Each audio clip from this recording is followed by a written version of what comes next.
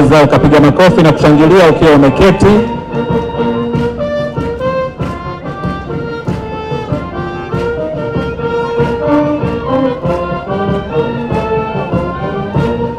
Spika wa Bunge la Jamhuri ya Muungano wa Tanzania naye anamkabidhi Mheshimiwa Dr. Samia Suluhu Hassan, Rais wa Jamhuri ya Muungano wa Tanzania.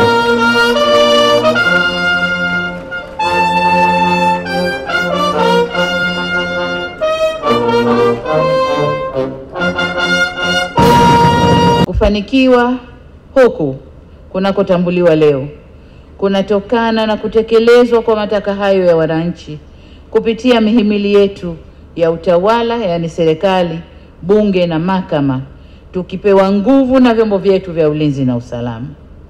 Mafanikio tunayoyatambua leo yanatokana na ushirikiano mkubwa, umoja na mshikamano kutoka kwa viongozi wenzangu, kuanzia makamu wa rais, rais wa Zanzibar na mwenyekiti wa Baraza la Mapinduzi na viongozi wote wa Zanzibar, waziri mkuu, naibu waziri mkuu, mawaziri na manaibu mawaziri, watendaji wote kuanzia makatibu wakuu na watumishi wote wa taasisi za umma.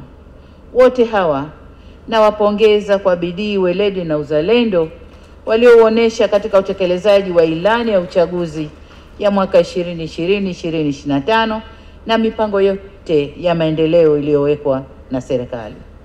Kwa mantiki hiyo, tuzo hii si yangu peke yangu, ni yetu sote.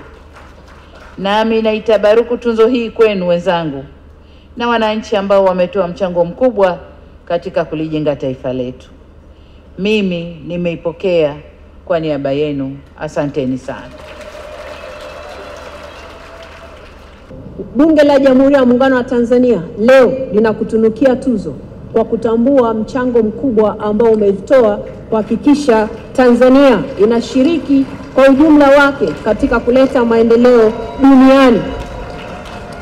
Mheshimiwa Rais, asanteni sana.